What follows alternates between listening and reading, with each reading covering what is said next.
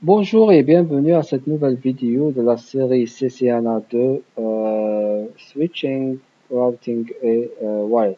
Donc, ce premier lab qu'on va examiner aujourd'hui concerne la configuration de l'accès SSH vers un équipement Cisco, que ce soit un switch ou un routeur.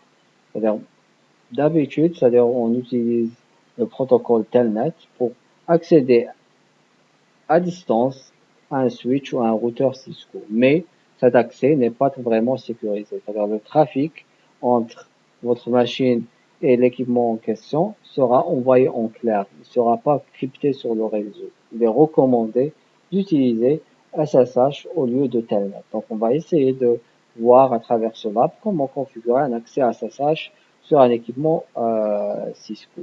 Donc premièrement, on va activer le service password encryption. Donc, ça permet de crypter tous les mots de passe qui vont apparaître au niveau de mon fichier de configuration.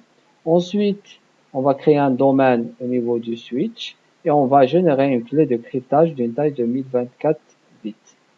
La deuxième étape concerne la création d'un compte utilisateur ou plutôt un compte administrateur pour administrer le switch. Donc, ça va être une paire nom utilisateur mot de passe.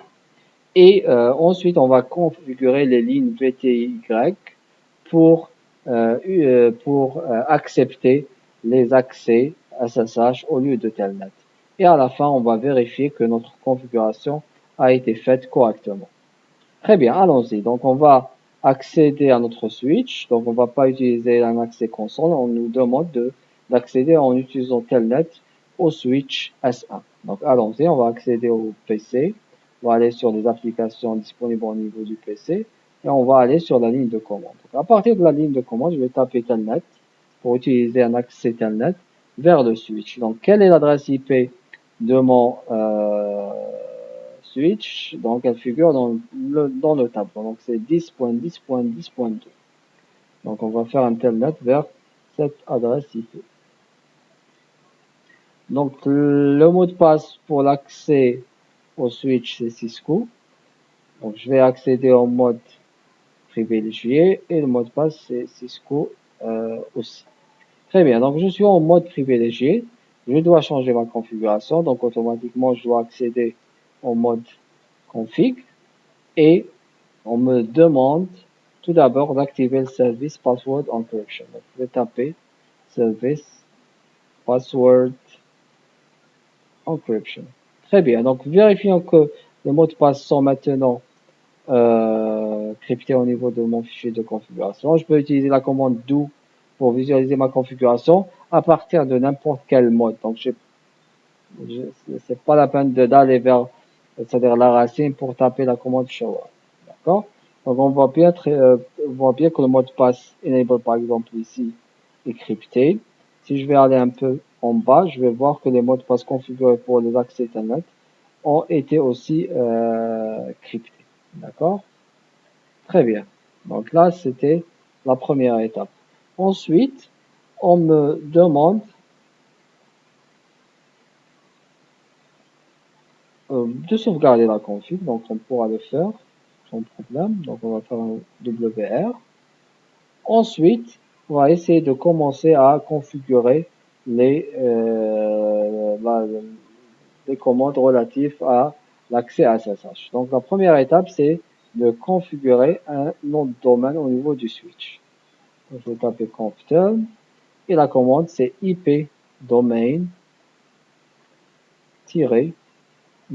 Donc, vous pouvez utiliser le point d'interrogation. Vous avez plusieurs options.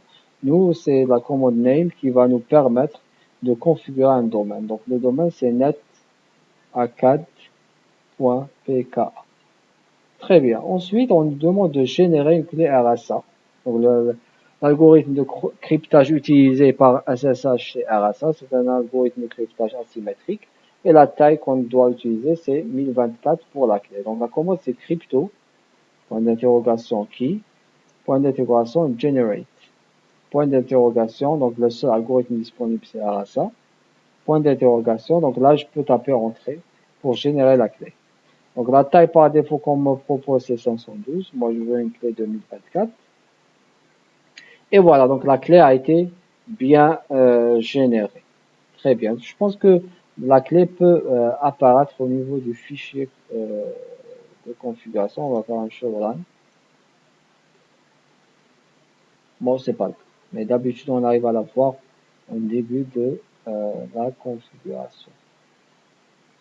Très bien. Donc là, la deuxième étape, c'est de créer un compte d'administration sur ce switch. Donc le nom utilisateur, c'est administrator. Le mot de passe, c'est Cisco. Donc, je vais créer ce compte. Donc c'est username administrator password. Donc c'est Cisco. Ensuite, on me demande de configurer au niveau des lignes VTY de configurer l'authentification pour utiliser ce compte d'administration. Donc, je vais accéder à ces lignes-là, VTY 04, et je vais, c'est-à-dire d'habitude, on tape login, c'est-à-dire pour utiliser le mot de passe configuré au niveau de ces lignes-là.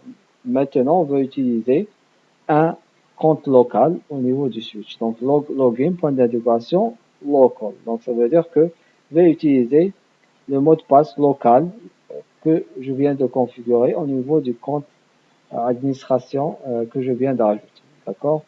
Donc, login, ça veut dire que vous allez utiliser le mot de passe qui va apparaître en dessous de cette configuration. Login local, vous allez utiliser le mot de passe que vous avez configuré, le nom utilisateur et mot de passe que vous avez configuré au niveau du switch. Très bien. Donc, login local. Ensuite, on va configurer l'accès en utilisant SSH uniquement. Donc, la commande, c'est transport, point d'interrogation. Donc, le sens, donc ça va être le sens entrant vers le switch. Donc, ça va être input. Parce que j'ai l'option input et output. Donc, je choisis input. Point d'interrogation. Quelles sont les options disponibles? All, none, SSH ou telnet. Moi, je vais utiliser SSH uniquement. Point d'interrogation, entrée. Voilà, donc je sors. Je vais faire la même chose pour le reste des lignes VTY. Donc 5A 15. Je peux réutiliser les commandes, login local et transport. Et voilà. Essayons de faire un show run pour vérifier que les commandes sont là. Donc, this password encryption, le nom de domaine. Donc vers la fin, donc j'ai les différentes lignes. Login local, input, transport, input SSH. Pour les différentes lignes. Par contre, le mot de passe qui était auparavant, il existe toujours. Donc, je dois enlever ça.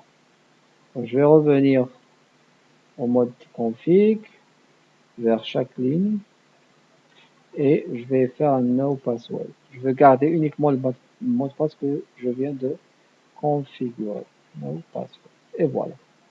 On va essayer de vérifier que notre configuration est bonne. Donc, on va sortir. On va essayer de réaccéder avec Telnet.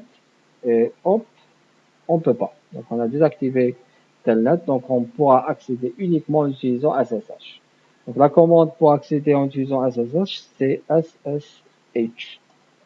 Voilà, on me dit que vaut mieux utiliser SSH avec l'option "-l" et spécifier un nom utilisateur. Le nom utilisateur que je veux utiliser, c'est administrator, suivi de la cible target, ça veut dire l'adresse IP de l'équipement que je veux accéder. Donc, c'est 10.10.10.2. Le mot de passe associé à ce compte, c'est bien Cisco. Et voilà, donc j'ai pu accéder en utilisant SSH. Enable Cisco. Très bien, donc là, on a terminé avec le premier lab de cette série. Je vous remercie pour votre attention et à la prochaine vidéo.